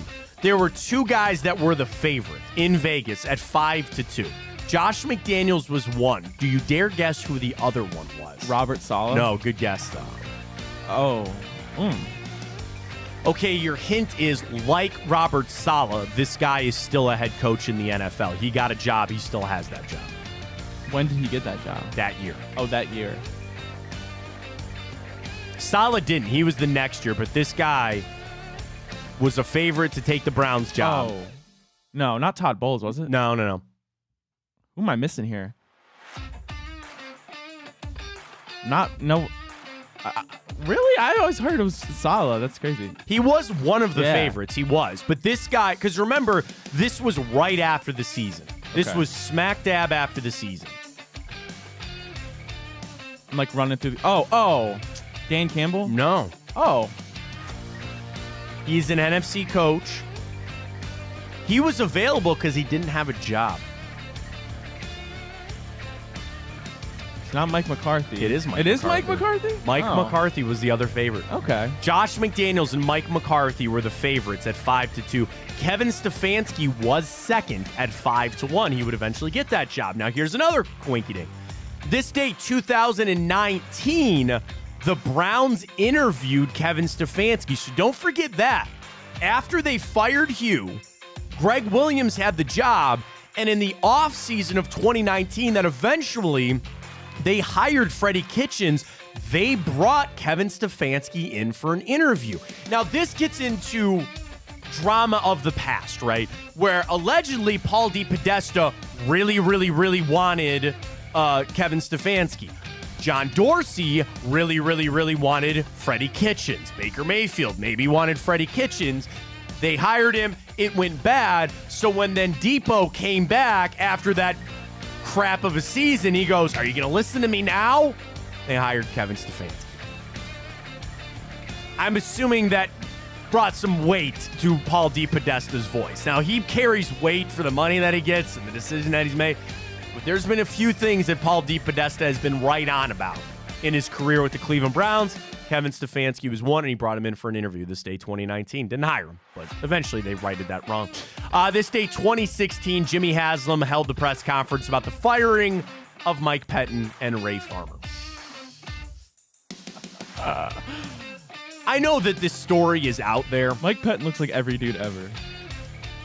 Can I tell you on a personal level how cool of a dude Mike Pettin really was? He looks cool. He was a very down-to-earth, very chill guy.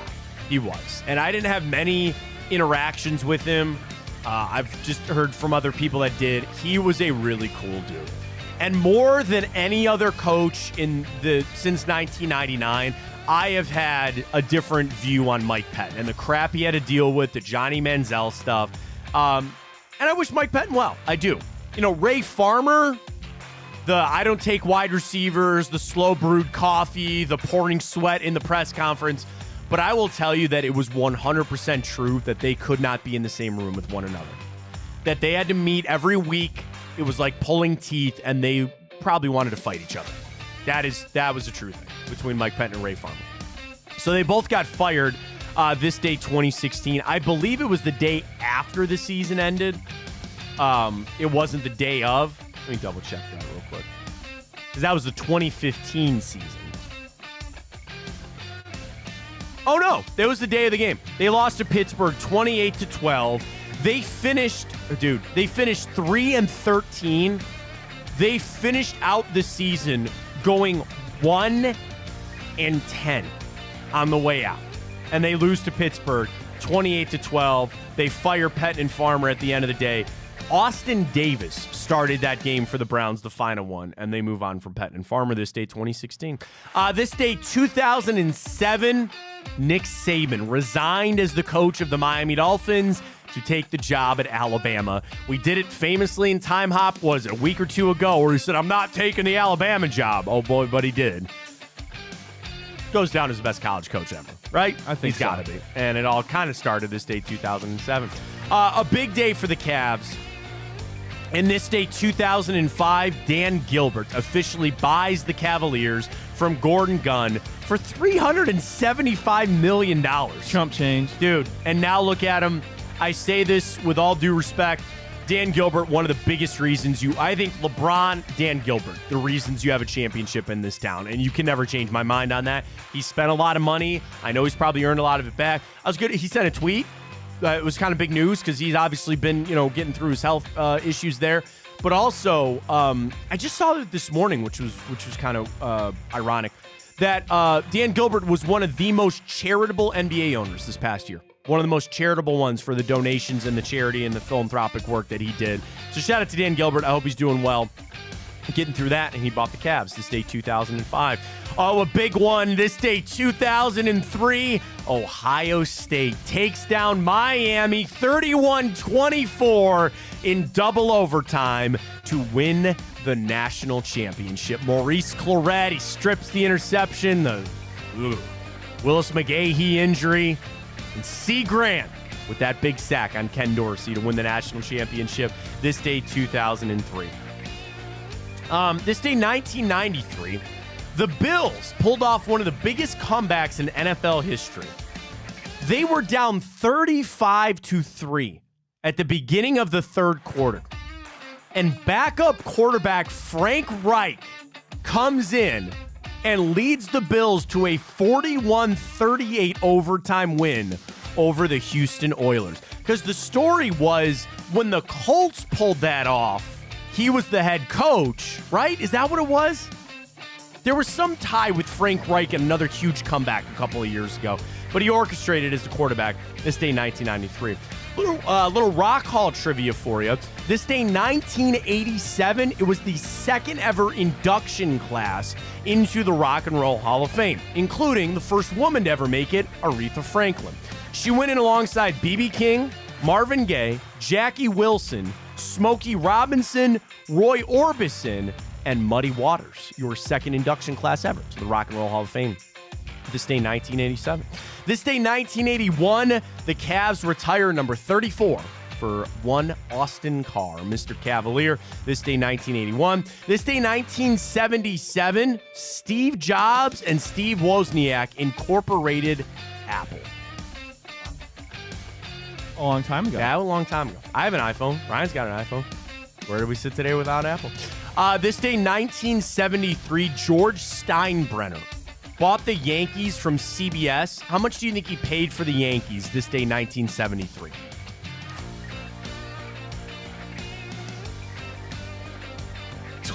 $25 million. Good guess, $10 million. $10 million, what he bought the Yankees for. I was going to say 10 too. That's oh, my close, God. Close. This day, 1959, Alaska was admitted to the Union. Never been, really want to go. Yeah, never been. Never been, really want to go. My brother went on a cruise up there with his girlfriend to Alaska, said it was beautiful. One day. I'll get there. This day, 1924, maybe a good idea. I don't know. We'll see. King Tut's tomb was discovered and eventually opened. Do you believe in all that? Do you believe the alien? Now we're getting Aaron Rodgers. Do you believe the aliens built the pyramids? I don't know. I don't know if I would say they built it. I would rather jump on the theory that we built the pyramids with alien technology. Because they said with what they had to move, with the preciseness that they had to make it, it's unworldly what they did when they built the pyramids. Yeah, I wrote my senior paper on. Did you? On a big alien theory that has to do with mythology. It's incredible. Do you get the conspiracy theory thing there? Or does it end the... Yeah. Okay. Don't worry about it. I didn't know you were quite in at that level. Oh, yeah, there, I right? love it. I love it. This day, 1920. It started an 84-year curse known as the Curse of the Bambino. This day, 1920, the Red Sox sold Babe Ruth to the Yankees for $125,000. And for 84 years, the city of Boston dealt with the curse of the Bambino. Matt, we're going to have this discussion one time on the show when we have more time, but I have a friend who says Babe Ruth would hit like sub 100 in today's MLB. Well, I mean, listen, I get the live ball era versus the dead ball era. You got to remember, though, because a lot of people would say, oh, they weren't throwing as hard.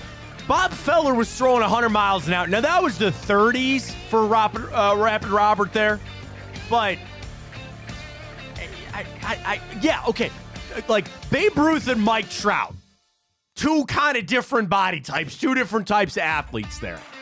What'd you do? They were playing guys that, were electricians and plumbers in the offseason. Like, it's a different era. I don't know. You know, you played every day. You had all these... Like, it would be cool to go back to that era to see how they played professional baseball back then, where it was you played both games of a doubleheader and, you know, you only played during the day and just all that. It was more like how you played growing up Little League, right? Yeah. So, of course, like, and some of the gaudy statistics, right? You'll never catch Cy Young. You'll never catch some of the pitching records, you know, that are out there. I frankly think Pete Rose will never be touched. In today's day and age, even though they got rid of the shift, nobody hits for average anymore. There's no way that anybody's ever... And you also got to come up with your 19 years old and play for 20 years, right? That ain't happening. So, Babe Ruth would probably come up here and not be the same ball player that he once was. You know what he'd look like? He looked like Rowdy Tellez. Or he looked like Daniel Vogelbach. Like just this big fat guy. Sorry to those guys.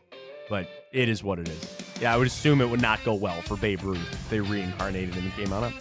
Very happy birthday goes to hockey legend Bobby Hull, Jim Rome legend Jim Everett, Cheryl Miller, Michael Schumacher, Eli Manning, LJ Fort, Deshaun Kaiser celebrating a birthday today, Danica McKellar of Wonder Years fame, Sergio Leone, who made a lot of spaghetti westerns, including The Good, the Bad, and the Ugly, John Paul Jones, bassist for what band, right? John Paul Jones? No idea. Led Zeppelin. Okay. He's the fourth of Led Zeppelin. Organist, keyboard, and bassist. And the final one, Mr. Mel Gibson. When I say Mel Gibson, what movie do you think of? Probably Mad The Max. Patriot. Mad Max. Patriot's a good flick. Oh, Yeah. R.I.P. to Tom Wilkinson. Did you see that? Yeah, That's I sad. did. That's sad. Patriot's a great flick. I instantly think of Mad Max. The old Or Mad Braveheart. Max. And Braveheart's a pretty good one. Lethal Weapon. Great movie. Great movie. So very happy birthday out there to Mel Gibson. All right, update, final thing for our Twitter questions this morning at Matt Fontana Show. First question up was, would you play Myles Garrett this weekend if it meant that he would win Defensive Player of the Year? About 79-21 people say no. Keep him in bubble wrap. And our other one, which is a little closer, would you sign Dalvin Cook to the Browns? 51-49 people say yes. Don says at least to the practice squad. It's a no-brainer with no risk, says Josh. Every down back and doesn't fumble the ball. Oh, I'm sorry. He's saying it's an every down back. Yeah, I can catch it. Browns have had their fumble problems a little bit. I've kind of made the case about why I think it doesn't make sense. I don't think it makes sense. You don't really need him. I think you're going to upset the establishment a little bit. And you're entering a game that doesn't matter, but the playoffs do matter. I can't spend any time trying to get Dalvin Cook up to speed with the playbook and all that kind of stuff for a guy that might only give you 6 carries if you really need him. I'm going to say no. News related to the Browns in a way for this weekend when it comes to Jacksonville. Trevor Lawrence is limited in practice today per Doug Peterson, so it sounds like he's going to go. And then the other thing this morning from the Jags, they opened Christian Kirk's 21-day window to come back and practice coming off core muscle surgery. Ironically, injured that in the Browns game. Or was the Browns game or the game before? I think it was a game before. I apologize.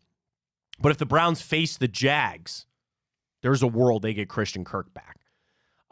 Keeping an eye out on that mostly just because we assume it's going to be Jacksonville, and certainly they're going to have a better chance if it's Trevor Lawrence playing. And if you can get Christian Kirk back, that'll help them for the playoff game.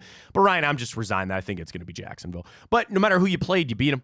Beat Houston, Jacksonville, and the Colts this year. No matter who you play, it's going to be one of those three. Yeah, Stefanski 10-0 against the AFC South, 3-0 just this year. I mean, you got to feel confident going into wherever we go to play, especially if somehow the Titans do upset that Jacksonville team.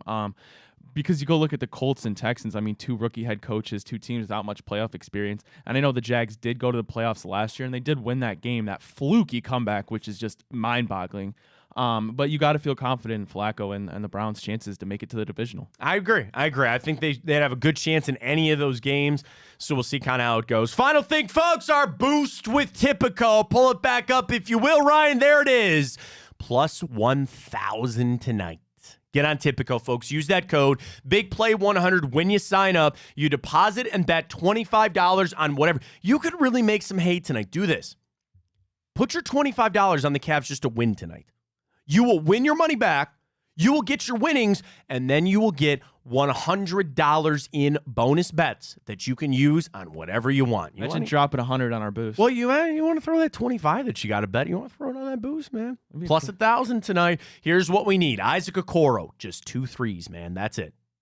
Jared Allen, 13 rebounds.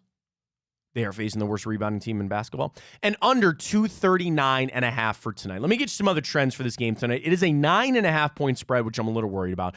Washington is coming in. They've lost 4 out of their last 5 games. They've lost to Atlanta, Toronto, Orlando, and Golden State in that stretch. They did beat Brooklyn 2 games ago. 110-104 for the Cavs. As we know, on a 2-game losing streak, Toronto, Milwaukee. Before that, they beat Dallas and Chicago. We start with their trends. Washington is 6-3 against the spread their last 9 games, but they're only 4-16 straight up in their last 20. They are 1-7 straight up in their last 8 games on the road, and against the Cavs, they're only 1-5 straight up in their last 6, and they're only 2-5 against the spread their last 7 games against the Cavs. I like the under tonight.